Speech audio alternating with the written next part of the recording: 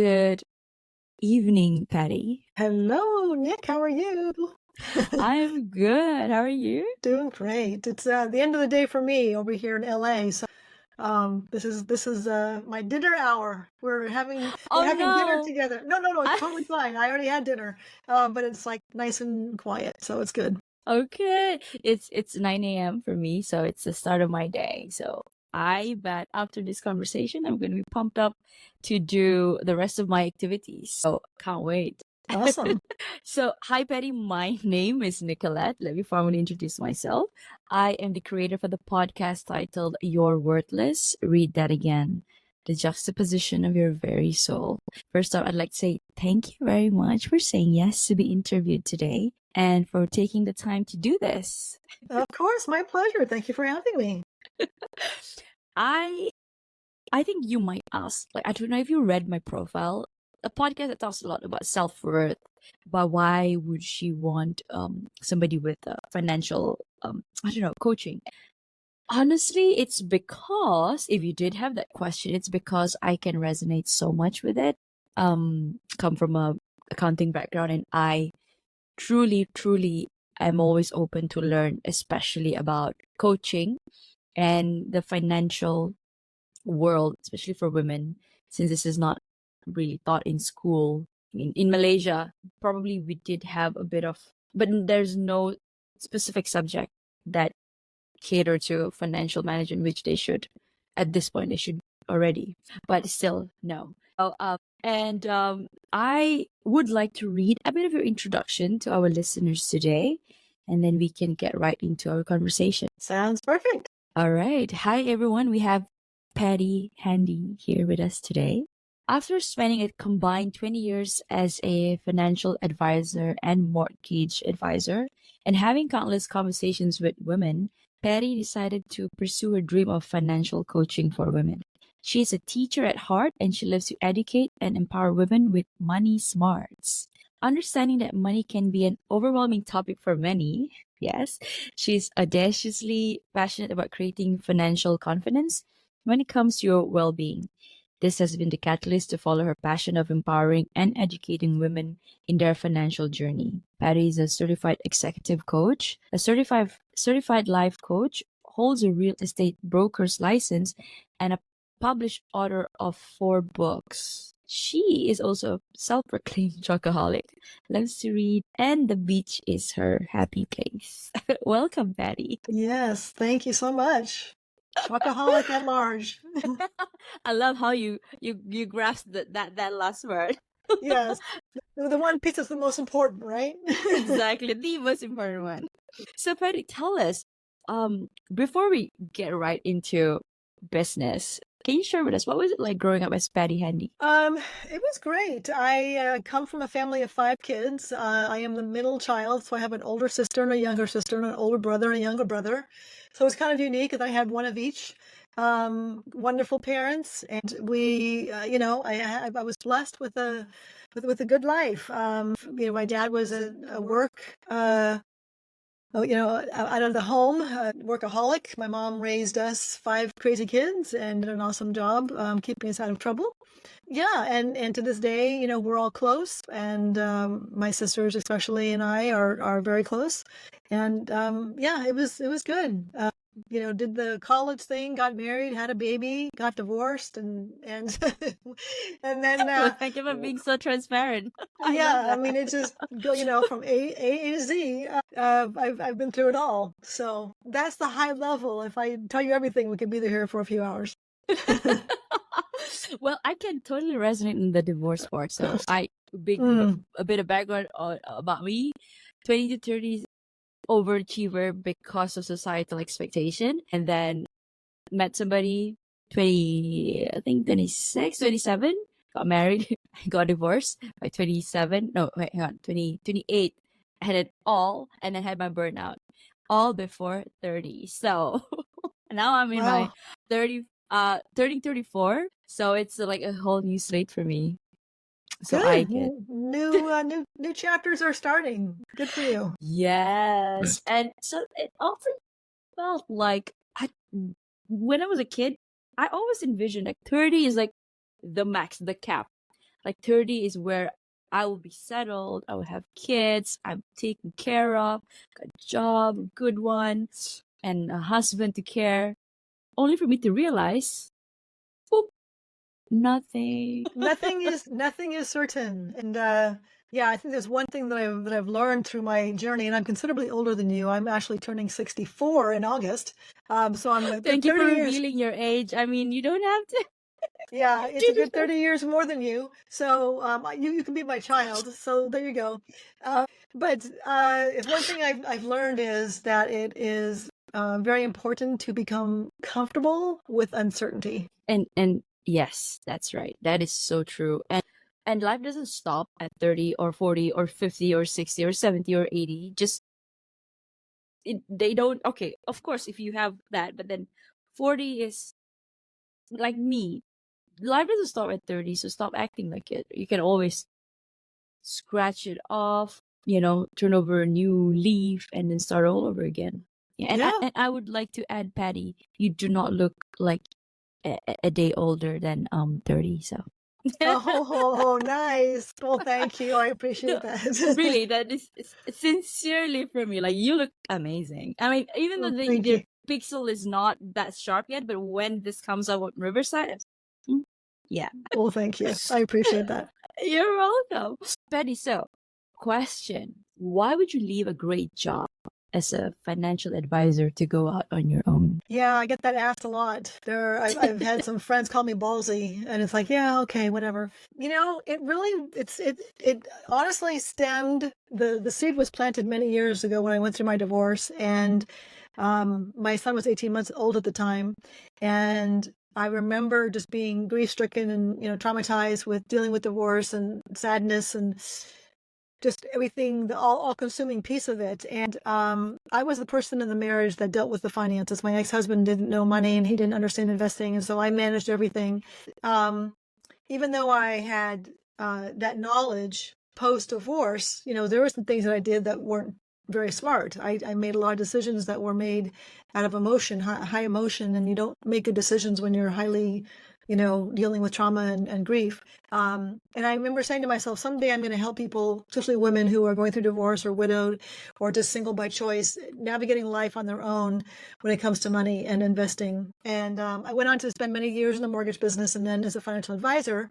And I left because I was having so many conversations with ladies over these, 2 decades when the topic of conversation when it came up, it would be the common theme. It was embarrassment, shame, overwhelm, fear. I should know better. I don't know why I don't know this. My husband took care of everything and I don't know what I'm doing. I would hear it over and over and over again. And as a financial advisor, we can speak to some of that, but a financial coach really dives deeper into that emotional side as well as the teaching side. So I saw that need and it wasn't being met with the typical advisor. And I decided to take that leap of faith, leave the firm, and start my own financial coaching business because I really wanted to make that impact in women's lives and help them navigate a place of financial confidence and peace of mind, because we all deserve that. We're all, as you say, we are worthy of having that peace of mind and living the life that we deserve. Yeah, big leap of faith. It's been a year. 1 year. It's been 1 year. I left in April of 23. Yeah, so it's exactly 1 year. Yeah. Wow. And I'm about to go into my own therapy and coaching practice myself. And I know this whole notion of flipping the the narrative of being nervous to excitement. So Yes. I'm so compelled to say that I'm nervous. I'm excited. Although inside it's like, oh my God, how am I gonna do it or whatnot? But again, like we said in the earlier part of the interview, just take that leap of faith. And if you do fail, just try again, right? But what if you succeed? No, that's the Yeah. better, yeah. And let's look at the flip side. Let's say we do fail. Okay. We have no regrets. We tried it. It didn't work. We won't ever look back and go, gee, what if I had done that? And it, did fantastic. Or looking back and going, you know what? I tried it. That's fantastic. I was brave. I was courageous. And I applaud myself for trying. And I'm not going to ever wonder about like, what if I, didn't do that. So, whether you do great or you fail, and I don't like the word fail, let's just say it doesn't Yeah. work out the way you wanted it to. Yeah. It's not a unfortunate situation. It's a learning experience, and it's a growth experience. And I can tell you firsthand, being in that entrepreneurship role, it is a personal development course on steroids. I mean, it will teach you things about personal development that you didn't know you needed. Love that. I don't, I didn't see that coming. You It can was steal personal that from me development coach. anytime. Yeah, exactly. I love that. It's personal development course with on, steroids. on steroids, yes. Yeah, on steroids. Oh my god. Wow. Okay. I think you mentioned this just now, but can you probably lay out the common struggles you see with women and men? Yeah, the common struggle is just the insecurities that they have because they haven't been taught this. And like you said earlier, it's not taught in schools. It's typically not taught at home. If the ex-husbands took care of the investments all the time and they dealt with it, they didn't really need to. So now they're coming into this as, by themselves, all alone, feeling very insecure, feeling very embarrassed, very frustrated, and it's they get this paralysis by analysis. I've also seen some that will jump into products at a time when they shouldn't have done because they're still dealing with the grief and the overwhelm and the sadness, and they're processing the loss. But they make a financial decision because somebody recommends something to them.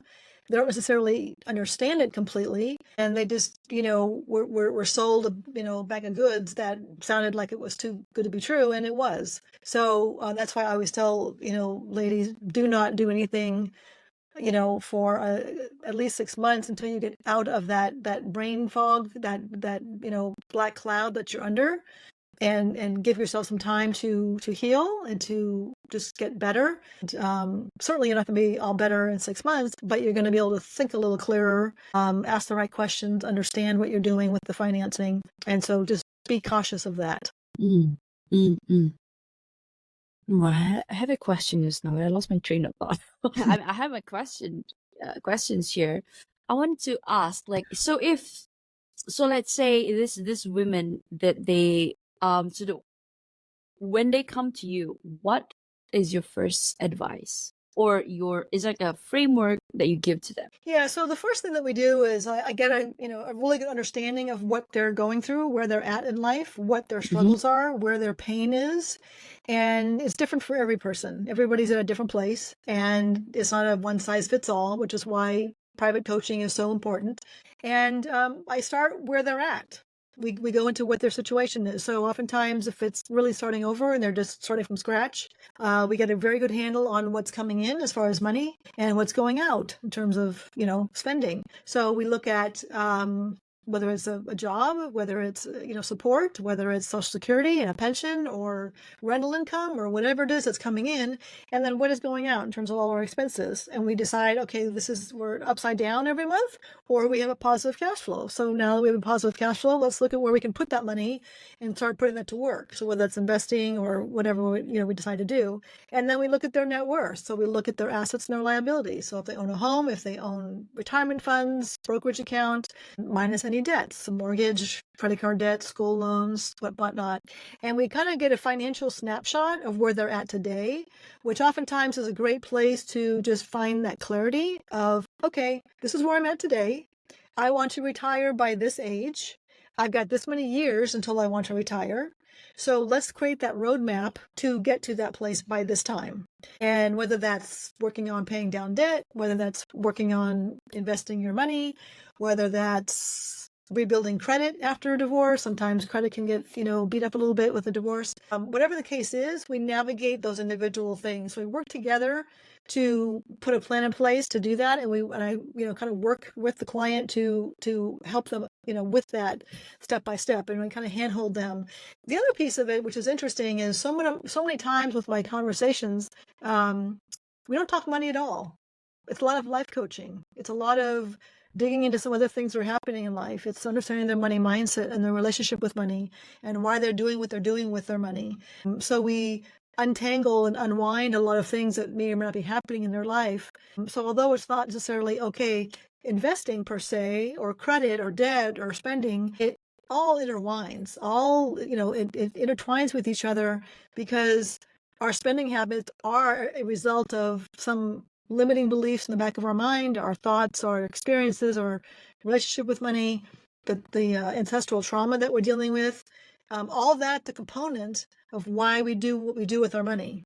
So Mhm. we go into that piece, and that topic is a very deep conversation in itself. So kind of coming full circle, basically I start where they're at, and then we move Mhm. forward, and it's very very individual. Mhm. What would you recommend for a woman to? What would you recommend for a woman starting over? Well, first I would say give yourself some grace. It's important to recognize that you're going through a difficult time.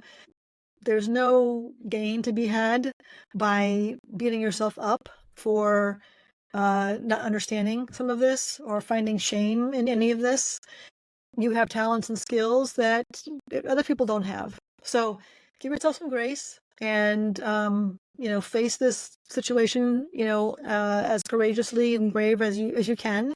Seek the help of those that you trust. So whether that is a financial advisor, a financial coach, your CPA, an attorney, reach out to somebody that you trust and learn all that you can.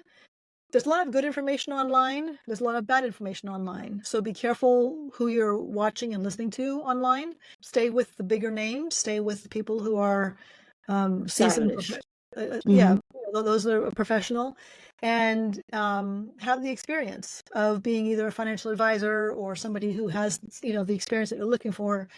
But start with people that you know and trust. That's really, and then ask the questions, and don't be afraid to ask questions. I mean, I've been in a situation where um, I'll be, being told something about a product or something, and I'll say, you know what, I don't understand what you just said. Please say it differently, slow down, and talk to me like I'm the fourth grader. And it's okay. I'm not embarrassed or anything about that. It's like, I don't know what you just said. Please help me understand it. I want to understand this. Um, it's okay to ask that question and be okay with that. And that will come with increasing that financial confidence, which I think is very important. Thank you, Patty. I do have a question though. Let's say this women or me say I want to reach out to somebody and said, "Oh, I need help about this." So to a financial let's say if somebody's coming to me for help, how do I start that conversation? Like, do we help him or her out of goodwill, or do we like start giving our service? Like, okay, here's what is your advice since I'm entering this space myself? Yeah, so I would basically suggest that you offer a complimentary 30-minute discovery call, which is Right, right. I do on my website. So they can Mm-hmm. meet with me for 30 minutes, and we're not going to solve their problems in 30 minutes. We're not going to That's get right. everything about everything in 30 minutes. Mm-hmm. It's really about us getting to know each other, me understanding what their challenges are, determining if I can help and how I can help. And I will Mm-hmm. tell them I can help or no, I can't help. Depending upon what's going on, I might make a recommendation or two, but then will share, this is how you work with me. Here's some options. Right. And Okay. then they can decide if it makes sense for them If to it move makes sense for forward. them to invest. Yeah. Right. Yeah. Simple. Okay. I think Yeah. coming in with the mindset of this is what you're asking for help, and this is how I can help you, and this is how I'm packaging this, and then you'll see we'll decide if this is aligned to where you wanna go towards. Yeah, I Yeah. think it's Good. important Super. to, as you probably know, as being a coach, one of the best things that we can do is listen. And that is about us asking the questions and asking the right questions to guide them to, the answer. And then, like I said, listening to what they're saying. Oftentimes, just listening and letting them unload with whatever they're kind of navigating is helpful in itself. So that's a really important piece to keep in mind with that. But that 30-minute discovery call again is really not meant to you know give them all It's the about answers. getting to know. Yeah. Yeah. It's them getting to know you getting to know them, seeing if it's a Mhm. fit, making sure that you can help them. If you can't help them, I mean, I will tell them I can't help you, but here's somebody who can, and I'll Yeah. refer them to whoever, if it's a legal issue, I'll give them to an attorney or whatever, and then we just kind of go from there. I love that. Thank you for that tip for a solopreneur like myself. Yeah, of Appreciate it, course. Penny. Betty, we did say you mentioned about money mindset just a little while ago. Now, how does money mindset play a part? So the topic of money mindset is a very big topic. Basically, it's our relationship with our money. It Mm-hmm. is, and I'll kind of give a quick recap because it can be, like I said earlier, a several-hour conversation. From birth to about age 8, our brain is this sponge, and what we hear from our parents, grandparents, aunts, uncles, whoever is in our circle, we're hearing them speak, whether it's about money, whether it's about people, whether it's about how we eat, whatever the case is, and we take all those facts as we think they are as reality. Those are the truths, and it sort of gets locked into our subconscious mind. As we get older, we find ways to prove that to be true. So if we're told, "Oh, money doesn't grow on trees," "Rich people are greedy," "Rich people only get rich by hurting other people," that's a scarcity fear, limited belief. That's a scarcity mindset. If we heard growing up that, oh my gosh, there's abundance everywhere, there's opportunities and possibilities everywhere, you can make money easily if you just, find the path that you want to go on and stay committed and whatever that is, that's a very positive, abundant mindset. So we have this programming in our subconscious mind that is kind of on a loop, and we are making decisions. We hear these limiting beliefs, or we are listening to the real in our brain, and our mind, I should say, and that creates our thoughts, and then our thoughts create our experience and our behavior, which then creates the experiences which create our results. So if we look at our life and we're not happy with the results, we've got to kind of take all those steps back, unwind and unpack all that and go, okay, what's behind all this? What limiting belief is playing in this subconscious loop that's not working for me? And that takes work. You've been programmed for decades a certain way. You're not going to turn on a dime. But the first step is to be mindful and aware that, okay, this is not, what I think is truth is not truth. It's a lie. And let's poke holes in the boat, so to speak, and let's prove the lies to be false. And then we kind of work on reprogramming and shifting. Wiring. Yeah, rewiring. The good thing is our brain has neuroplasticity, so we can change the neural pathways in our brain, our mind, so that we can, in fact, have a different experience in life. So again, it takes time, it takes work, but it can be done. And if we have that, mindset of lack and fear and scarcity, that's what we're going to continue to attract. So that's where, like, the law of attraction comes in. If we're always thinking, oh my gosh, I'm going to always be struggling, I'm always going to be broke, I'm never going to make the money I want to make, this negative self-talk, we're going to be attracting more of that. We're going to be bringing more of that in. So we've got to be really mindful of our self-talk. We've got to be mindful of what we're saying, what we're thinking. When we catch ourselves thinking those negative thoughts, we've got to stop ourselves and then reword that conversation. And again, that's all part of what takes time. And there's many different modalities that people use to also shift, from hypnosis to meditation to breath work to inner child work. I mean, it can go on and on. And you're shaking your head, so you probably are very aware of what I'm talking about here. Because I'm doing hypnotherapy myself. That is Oh, the you practice are? I'm going into. Yes. Okay, there you go. So you're very familiar with what I'm saying. So yeah, I mean, there's lots of ways to unravel that and unpack that. And I honestly feel, personally, this is a lifelong journey. This is not going to change overnight. We are wired, our brain is wired in a negative bias. And it's wired that way because it's protecting us to keep us safe. Survival And mode. it's survival mode, exactly. We're not wired to thrive. We're wired to survive. And so when we get in a situation where we have the opportunity to thrive, like those who win the lotto, right? Win the lottery, they come into millions, and then shortly thereafter, they've gone through the money. They have subconsciously self-sabotaged that because it's not familiar, it's not safe for them. And although the idea of having millions is like, whoo, this is awesome, it's like, holy, I'll keep my language clean. It's okay. You know, my content, it's okay. yeah, okay. So holy shit, I can't, this money, what do I do with it? I need to, somehow blow it. Not consciously. Exactly. This is the subconscious loop playing here. So again, this can be a very long conversation. I just blew out a lot I of love information it. there. But I go. love it, Patty, because I believe you, number one, you touched about the law of attraction. You don't attract what you are. You don't attract what you want. You attract what you are.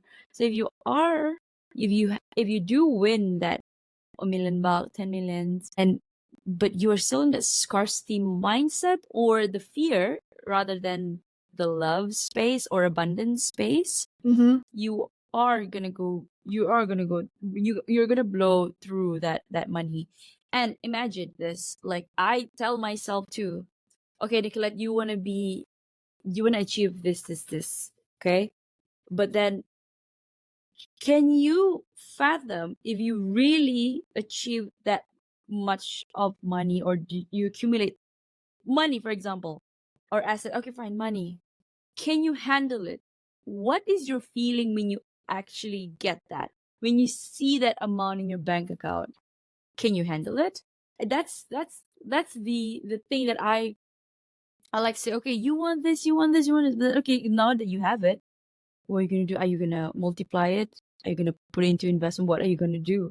Because if I'm still operating from the childhood programming that money doesn't grow on tree, and then it's the fear, oh, I'm gonna blow this, and then I keep calculating like when is this gonna gonna be depleted, instead of like, okay, maybe I should put this somewhere to invest in this and that, and how do I multiply, Yeah. right? And it's so dangerous, and so many people, it's the feeling that's attached to money. That's Yeah, it. It's the it's emotions. Yeah. it's the relationship. And if they feel like money is dirty or money, I don't deserve the money. Yes. I don't want people to think that I'm greedy. I don't want people to think that Not I'm worthy of the I'm money. worthy. Then, yeah, you are going to find ways to subconsciously just sort of blow it. Oh, then there's a Well, yeah, there's a thumbs there, up. Okay. I'm like, wow, that was interesting. yeah. Um, Sometimes it does that. I don't know. yeah, It's Riverside. I've actually I've had that happen to me before. I've experienced that. Um, but yeah, I think it's important, and that's when at least you are. If you were to suddenly come into $10 million, you have the awareness and the mindfulness of, okay, this is uncomfortable for me because I'm not familiar with this much money, but I'm smart Yes. enough to know that if I don't do something proactive with this situation, I'm going to blow it. So I'm going to even talk to a CPA. I'm going to talk to a financial advisor. I'm going to reach out to my attorney. I'm going to talk to people who I trust. I'm going to get a second opinion. I'm going to do my research, and I'm going to get help with this because I It's can't true. manage this myself. It's true. And they'll keep you on track, and they'll help you stay, proactive with investing it properly. But keep in mind, no one cares more about your money than you do. So you Exactly. have to be super careful about Super careful. who you Yeah. hire, who you Mm-hmm. trust. That's why I say get a second opinion and be mindful of just really understanding what it is you're investing in. Make sure you understand it completely. If there's anything that you don't understand, I know we're going off topic here a little bit, but this is an important topic. Is if you're being sold something that you don't fully completely understand 100%, you need to push pause That's true. because that can be. I've seen people invest in different products, not fully understanding it, and then it was like, oh, that was a mistake, and it was unfortunate. So Yeah. Yeah. Um, so I guess say one accumulates the money, and then they go out, they do their own research, so they talk. Because like you said, anybody out there is out for to care for themselves, because and it can be in the form of exorbitant fees, right? And that will eventually, because okay, you had the intention of investing, multiplying it, growing it, but then the fees that's being charged to it, left, right, and center, you're gonna diminish it. Yeah. Yeah. Yeah. So And that's it where working is. with a financial coach can be helpful because Mm, we typically, as coaches, I mean, I'll speak for myself. I don't think any other coach does, but I'll speak for myself. I don't sell product. I don't make a commission on selling you, a particular product. I'm not going to make money on managing your assets. I'm not touching your money. I'm not managing assets. You're hiring me to coach you and teach you and educate you, and then you're going to be able to go out and make those decisions, ask the right questions to the advisor, understand what they're saying to you when you do speak to them, and just be more confident financially. So there's nothing, in it for me to earn a commission or earn a percentage of your assets and that. So that's why, and even like an attorney, they're not going to make money on a sale or your CPA. They're going to give you yeah. advice. They're going to give you good advice based on your personal tax bracket and your tax Hmm. situation. So yeah, your first line would be your CPA, who knows you very well and knows your financial, and they probably have referrals to people that you can talk to. I love that. Thank you so much. Because I'm a CPA myself, so I love There you that. go. Whatever you touch everything. Like this is what people need to hear. But Good, again, the good. stigma, the shame, right? But it's okay. That's why people like you and hopefully me too in the future, they're not like ashamed to come to us and ask for help because really we just want to educate people Yeah. and just take control of your money. Yeah, feel confident and have that financial independence and feel that peace of mind that we all deserve. Yeah, yeah. Yeah, that's so true.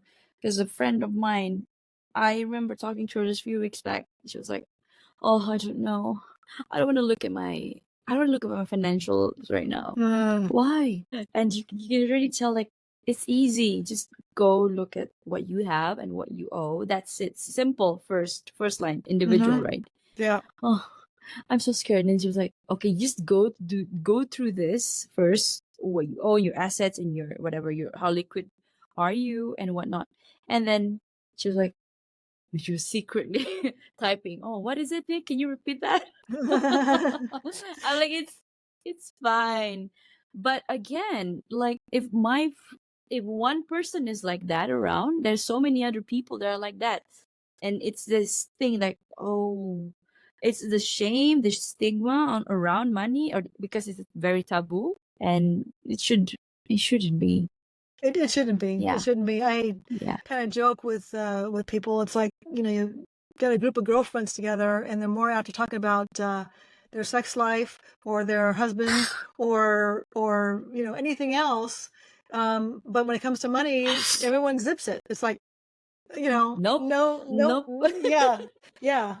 And I mean, you don't need to walk around and say, this is what I make per year and I got this much money in investments. You don't need to disclose everything, but Yeah. it's okay to be comfortable just having those conversations. Like I was at a function recently and a friend asked me, we were talking about our house payments and mortgage and versus rent and this and that and whatever. And it was a lovely conversation.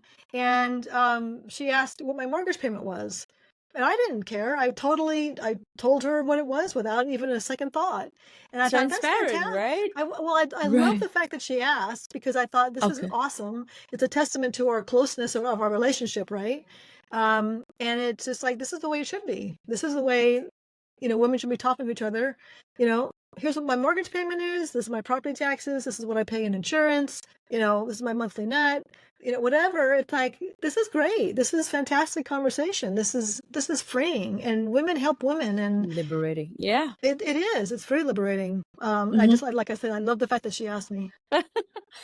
But there are some people. I won't. Yeah. Yeah. Few close friends that because I am a very honest, transparent person. Because I don't think I see the good in people first. So I'd Hmm. say just very naively. So how much is roughly is it like say so for example I'm going into a therapy, right? Professional indemnity insurance. And I'd ask her, okay, so roughly how much is it you pay? Because I need to do comparison because I've not done this before. and I really genuinely just want to learn. And she's like, just something very, yeah, not too much, not too much. And I'm, hmm, Yeah, not comfortable. okay. Yeah. Okay. Yeah, Okay. That's okay. I mean, there's always Google and I can always call those institutions and whatnot. yeah, But I was kind of disappointed. yeah, So, but it's okay. It is not, I'm not going to project that, but I know now that, yeah, okay, money yeah, matters. It's fine. yeah. And it's not about Yeah. you. Don't take that personal. It's more about Yeah. her and her insecurities and her Precisely. fear, which is completely fine because that's just Hmm. she's not comfortable with it, and that's Yeah. we're all on a journey. We're all at a certain That's so place, true. That is and so true. it's totally okay. There's no shame in that either. Mhm. And hopefully she'll come to a place where that conversation is flowing Free easily. flowing. Yeah. Yeah, And I still love her. of Just course, of just course. yeah. So Patty, I think we're gonna pivot to your personal life a bit. How did you navigate your divorce and raising a toddler at the same time? Yeah, boy, that was a roller coaster, honestly. It was, two steps forward, one step back, three steps forward, five steps back. I mean, it was just this gyration. The healing process was not a linear straight line. It was, good days, bad days. And there was lots of things happening. Before I actually had my son, I worked in corporate banking.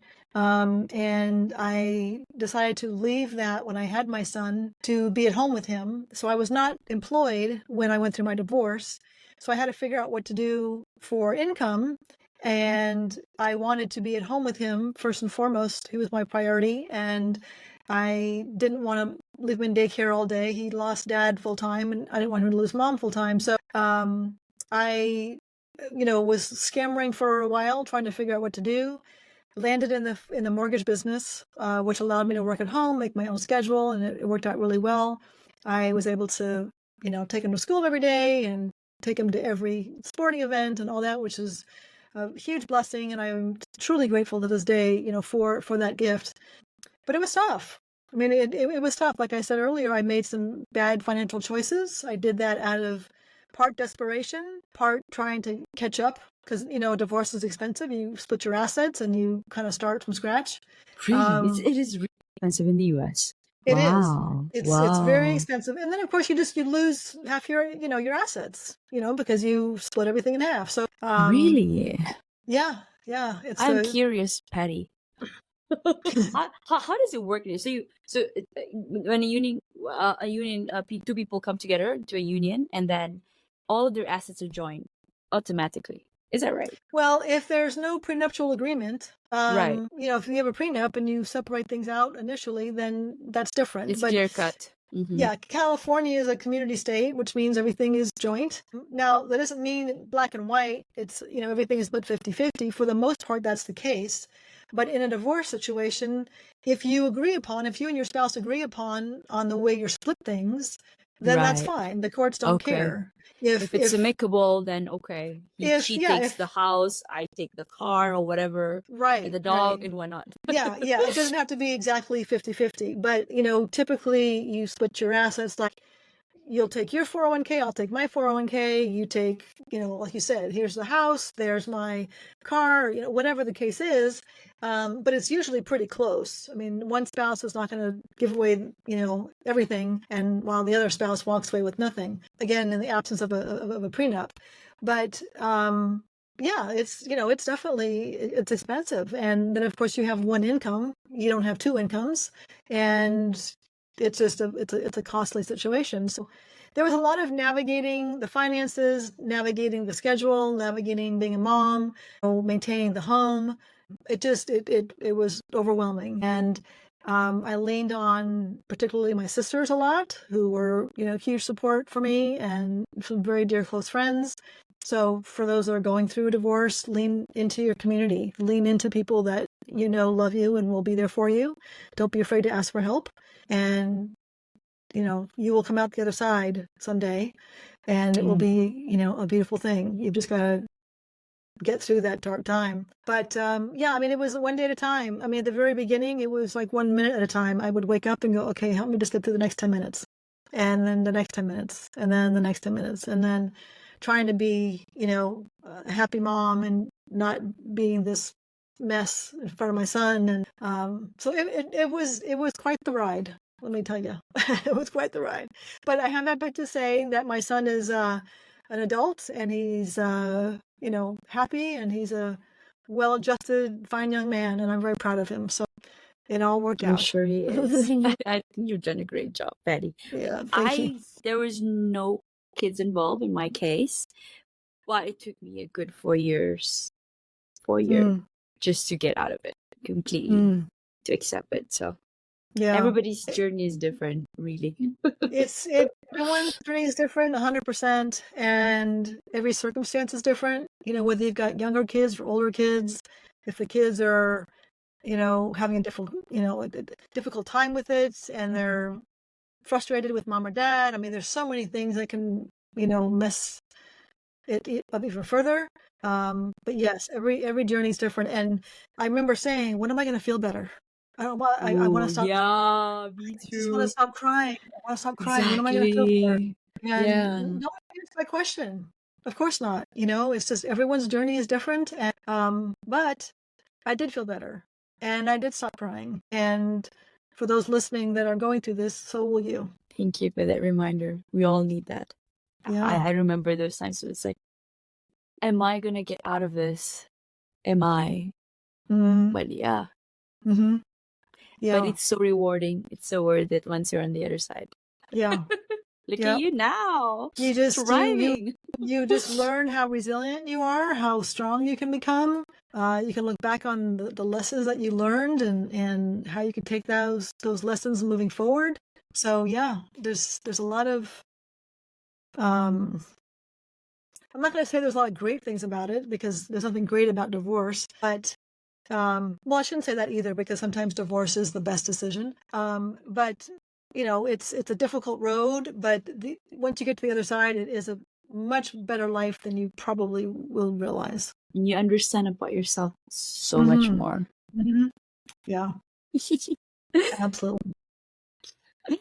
um, Patty, so what else besides investing should a woman focus on when it comes to their money? Well, there's quite a few things. One of the first things I usually recommend is to if you have to rebuild your credit or make sure you know what your credit score is and learn to do whatever you have to do to get that credit score up because your credit is ultra important. Now, quite honestly, full disclosure, I'm not sure how it is in Malaysia as In it is Malaysia. it is the United States. It is. We have a credit score, credit rating, yeah, and that Okay, affects, it goes into everything. all of your everything. Yeah, that's right. Okay, so it's similar. I would imagine it would be. But if your credit score is bad, you're going to pay the worst rate on a house or a car or whatever it is that you buy, credit card, anything that has an interest rate to it, you're going to get the worst, or the highest rate or one of the highest rates. So work really hard on getting your score back up so that if you do have to refinance a home or buy a home, buy a car or whatever you're dealing with, you're going to get, a good rate because you'll have a good score. So oftentimes with a divorce, you've got to split and close old credit cards because they're joint. You've got to close those out, rebuild your own credit. So navigating that is really important. So I always say, pull your credit report, take a look at it, get your FICO score, understand where you're at, and then we work together to basically build that back up. So getting your credit up is very important. If you're carrying some debt, credit card debt, let's look at ways that we can, pay that down, pay that off. So we navigate that as well. Yes, the investing side is very important. What, where should that money go? I don't give financial advice anymore. I can't tell them, okay, put 10% of your portfolio in this fund and 10% in that fund, but I will educate them on the funds, the differences between mutual funds and index funds. I will show them how to look at expense ratios, teach them how to look at performance, how to analyze a fund on their own. So if they want to do their own investing, they, are educated in that. If they end up using a financial advisor, I will help them determine what questions to ask that advisor so that they can make a good determination if that's the best advisor for them. And then, get a saving habit back up. Let's look at ways to rebuild savings. Let's get an emergency fund built up. Let's learn how to get our taxes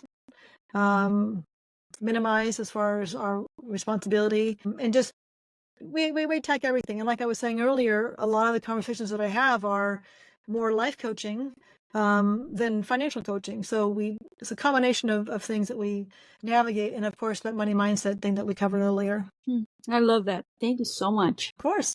Patty, there is so much noise online. What do you suggest to filter through it all? Yeah, the noise, I always say that there's so much noise I can't hear myself think. It's important to, like I was saying earlier, find, one or two individuals that you know and like and trust as far as, financial information, and just follow them and whether it's a podcast or their newsletter or whatever it is, their blog. There's so much on YouTube. There's so much, noise online, that if you try to follow, more than a couple people, it's going to get confusing and complicated, and you're going to you'll have this paralysis by analysis kind of, thing, and you're not going to do anything. So find one or two people that you like and trust and learn from them. There's some great books out there. There is some great podcasts out there. There's some great resources. So start to explore those. And after a while, when you're listening to this podcast, you're going to determine if this person knows what they're talking about or not. You're going to determine if you like them or not, if you resonate with them or not. And that's, you just trust your gut when it comes to that. And then, like I said, just always get a second opinion. Try to just learn from a few people. And after a while, you're going to see that the mechanics of investing and the mechanics of money management is really quite simple. It's that foundation piece of the money mindset. That's the part that needs more massaging and more attention. But once you understand how to invest, once you understand how to look at a fund, once you understand the mechanics of your credit and all that, managing your, what's coming in, what's going out, and you get in that rhythm, you're going to look back and go, well, that was a lot easier than I thought. Why did I Just make take that first step, right? Just take the first step. Yeah. Yeah. Just Absolutely. face the fear. Just take that first step. Even if you're struggling, like it's, oh my God, I have to do it. Hey, can you help me with this? Oh, it's not so difficult. You can probably do this. Oh, okay. And you start facing that fear head on, and slowly, one step at a time. Yes. Do it afraid. Yes. Do it afraid. Do it anyway. Yes. So, Patty, what is next for you? Well, I am going to explore corporate financial wellness workshops. Going into companies and offering financial wellness workshops to the employees. I've also expanded my services to include back in mortgage lending. So I am back in the mortgage business.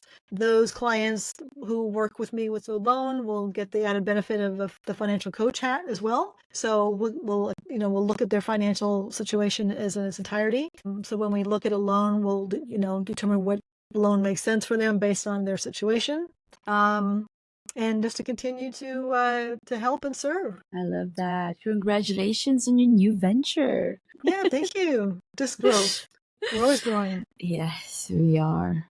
Patty, so this is a question on self-worth, since my podcast talks about self-worth. So the question for you is self-worth. Oh, excuse me. My alarm. It's time. Is it time to stop? Oh dear. No. I don't know why. It's like, okay, 9:55. Okay. Yes, the question is self-worth a constant state, or can it fluctuate over time?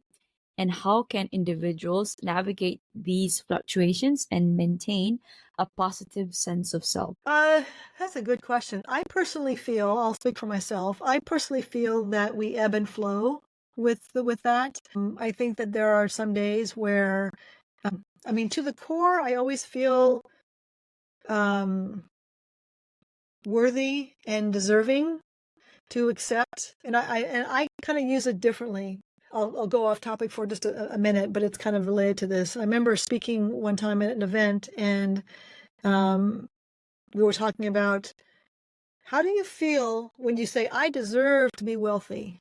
I deserve to be rich. Does that make you feel kind of ugh? Or does that make you feel empowered? Does that make you feel uncomfortable? What is that? I deserve to be rich. What does that make? What's the feeling inside of you? And more people than not said, that doesn't make me feel, that's uncomfortable for me. That doesn't feel good to me. I feel like I'm being greedy, or I feel like I'm being, I don't know, it just doesn't feel right. And part of that's their money story. Part of that is their relationship. So I said, okay, let's turn that a little bit and say, I deserve to accept, and you can put in God, universe, whatever it is you believe in. I deserve to accept God's blessings for me. I deserve to accept the universe's blessings for me. It's a little change in the words, but it basically means the same thing, but it sits differently. I'm open. Yeah, exactly. So I think we ebb and flow, kind of back to your question now, we ebb and flow in that. And I feel like I'm worthy, and, I deserve to accept God's blessings for whatever he has planned for me. That is my belief. Do I have days where I am, a little down in the dumps? Of course, I'm human. We're all going to have that, right? But I will quickly course correct, if you will, and come out of that by doing some self-talk, by doing some journaling, by doing whatever I've got to do to get back on track in that mindset. Because the longer I stay in that unhealthy mindset, the muddier the waters get. If I stay focused on where I want to go and what I'm deserving and what I'm worthy of, and what I can do with that worth and helping and serving other people, then it becomes a place of empowerment, and knowing that with that worthiness I can reach more women, and I can reach more people, help them get to where they want to go. I love that. Thank you for sharing. Yes. What is your heart's greatest wish? My heart's greatest wish, health and happiness for my family and I. There is health and happiness. I mean, that's it. I mean, that to me is the true sign of success. Wow, I can't even speak. I would much rather have, I'm speaking too fast and the words are getting all mixed up. Health and happiness over, millions in the bank, if I had to choose one or the other, right? I would like to add inner peace. Yes, inner peace. Absolutely. Yeah, I love that. Yes. Those are the 3 tenets of living. Do you have a mantra that you live by? I do a lot of self-talk. I don't know that I have one mantra that I say. I have a mantra that I say when I meditate, but it is, it's not a mantra that is spoken out in the world. But one of the things that I will commonly say is, every day in every way I'm getting better, whether that's physical health, mental health, emotional health, physical health, every day in every way I'm getting better. And that actually was, I can't take credit for that. That was given to me by a functional medicine doctor that I see. And she's been, wonderful. And she had that on one of her emails. And so I'm like, I like that. I'm going to use that. So I stole it. I can't take credit for it. I love it. Every day, in every way, I'm getting better. Yeah. Just start there. Like you said, 10 minutes, right? 10 minutes. Yeah. Just, yeah. I remember those days. Tough. But as long as you get up and you show up, that's already a win for you. So just be kind to ourselves. Yeah. Whoever that's going through tough times. 100%. Yeah. Is there anything that keeps you up at night, or do you sleep well? Depends on the night. I am human. So yes, I mean, I have those nights where my mind races, and there's a lot going on in life, my son, health, friends, family. My mom has dementia and her experience. I lost my dad a few years ago. So there's a lot of things happening in my life. And so, yeah, there's some nights where I lay in bed and I said earlier, our brain is sort of wired with a negative bias. So, in the dark of night, everything seems worse, right? And you got to just... It's amplified. Everything's amplified. It's absolutely amplified. And I know that. So I catch myself, and I will walk myself through that. But some nights I sleep pretty soundly. So it just depends, what's happening in that particular, season of life. Thank you for being honest and candid. Yeah, gotta be that. Okay. Last question, Patty. Now, this is a chance for you to create your own quote. So, my question is, if you could create a quote right now for you to leave to the audience listening and the world as your legacy, what would it be? Oh gosh. I would say compassion is the ultimate love. We need to be more compassionate with each other. Everyone's going through something. I'm going to take that as a So message from me too. Thank you so much. you're I welcome. think that That's it. that beautifully wraps our. Oh my god, my cat! I am so sorry. It's okay.